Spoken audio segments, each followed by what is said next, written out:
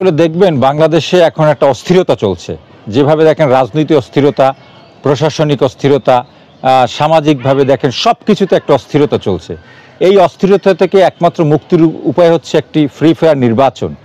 একটি নির্বাচনের মধ্য দিয়ে একটি গণতান্ত্রিক সরকার যদি আসে দেশে, তাহলে সেই গণতান্ত্রিক সরকারই পারবে এই অস্থিরতা থেকে দেশকে উত্তরণ করতে। আপনারা দেখবেন যে আমাদের দল বিএনপি একটি বড় দল বাংলাদেশে, এবং সারা বাংলাদেশে এই বিএনপির শাখা প্রশাখা আছে, এবং আমাদের নেতা কর্মীরা তারা উজ্জীবিত আছে। তারা সবাই এখন চাচ্ছে, দেশবাসী সকলের সাথেই একই ঐক্যমতভাবে চাচ্ছে যে একটা নির্বাচন, এবং বিএনপি একটি নির্বাচনমুখী দল, এবং আমরা সবসময় গণতন্ত্রে বিশ্বাস করি। এবং আপনি দ্বিতীয় যে প্রশ্নটি করেছেন যে আমাদের নেতা তারেক রহমান দেখেন, উনি একজন রাজনৈতিক পরিবারের সন্তান। উনি ছোটবেলা থেকেই দেখেছে রাষ্ট্র কীভাবে পরিচালনা করতে হয়। তার বাবা এদেশের রাষ্ট্রপতি ছিলেন, তারপরে দেখেন তার মা এদেশের তিনবার প্রধানমন্ত্রী ছিলেন, এবং তিনি ব্যক্তিগত জীবনে দেখেন তিনি 18-19 বছর তার যে রাজনৈতিক সংগ্রাম, এইটা দেখবেন তিনি জেল, জুলুম, অত্যাচার, নির্যাতন সব কিছুর মধ্য দিয়ে গেছে। তার মতো পরিপক্ক এবং সুস্থ ঠান্ডা মস্তিষ্কের রাজনীতিবিদ বাংলাদেশে আমি খুব কমই দেখতে পাচ্ছি এখন বর্তমানে।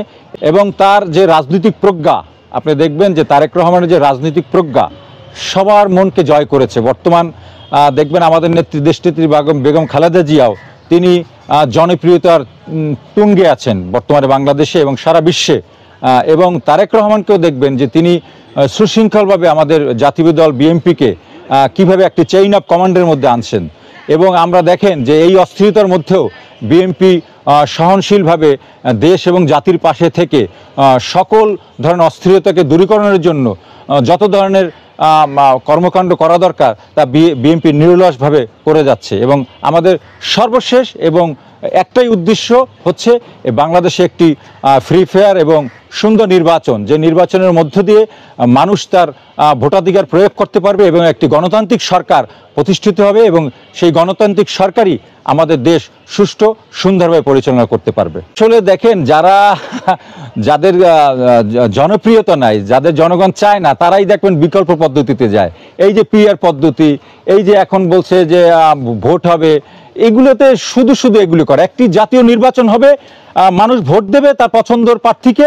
আমাদের নেতা তারেক রহমান কিন্তু বলেছেন যে আপনার ভোট আপনি দেবেন, যাকে খুশি তাকে দেবেন, আপনার দলের লোককে দেবেন, কিন্তু সেই ভোটটি যাতে সুন্দর সুষ্ঠুভাবে দিতে পারেন, তা আপনার গণতন্ত্রের অধিকার যাতে প্রতিষ্ঠিত হয়, সেই সংগ্রাম লড়াই আমার পাশে থাকেন। আমরা বলি না যে আমাদেরকে ভোট দেন, জনগণ যাকে মনে করবে তাকে ভোট দেবে। আমার নেতাও সেই একই কথা বলে। যদি বিএনপি ভালো কাজ করে, মানুষ বিএনপিকে ভোট দেবে, তাতে আপনার সমস্যা কি? আসলে এদের কোনো জনপ্রিয়তা নেই। এরা সবসময় দেখবেন নির্বাচনের সময় একটা পেঁয়াজ বাজাবে, কিভাবে নির্বাচন ব্যাহত করা যায়, কিভাবে দেশকে একটু অস্থিতিশীল পরিস্থিতির মধ্যে রাখা যায়, এটাই তাদের মূল উদ্দেশ্য। আর না হলে আমরা এতদিন যে আন্দোলন সংগ্রাম জনগণ এবং সকল রাজনৈতিক দল মিলে করে আসছে একটি নির্বাচনের জন্য, তারা চায় একটি গণতান্ত্রিক পন্থায় বাংলাদেশে নির্বাচন হোক। আসলে এখন তো তারা দেখতে পাচ্ছে তাদের ক্ষমতায় আসতে পারবে না, বা এরকম তাদের মনে হচ্ছে, এর জন্য তারা একটা যে কোনো পন্থায় একটা প্যাচ লাগানোর চেষ্টা করছে। কিন্তু সকল কিছুকেই বাংলাদেশের জনগণ প্রতিহত করবে, এবং সেটা প্রতিহত করবে ভোটের মাধ্যমে। সবসময় বিএনপি একটি পজিটিভ থিঙ্কিং দল, দেখবেন তারা সবসময় আশাবাদী, এবং আমরা একটা নির্বাচনমুখী দল। আমরা চাই নির্বাচন, এবং বিশ্বাস করি জনগণকে সাথে নিয়ে সামনের আমাদের এই সঠিক সময় নির্বাচন হবে, এবং নির্বাচন ব্যাহত করলে জনগণ সেটা প্রতিহত করবে, এবং বিএনপি জনগণকে সাথে নিয়েই সেই প্রতিহত সকল সংগ্রাম আন্দোলনে রাজপথে থাকবে।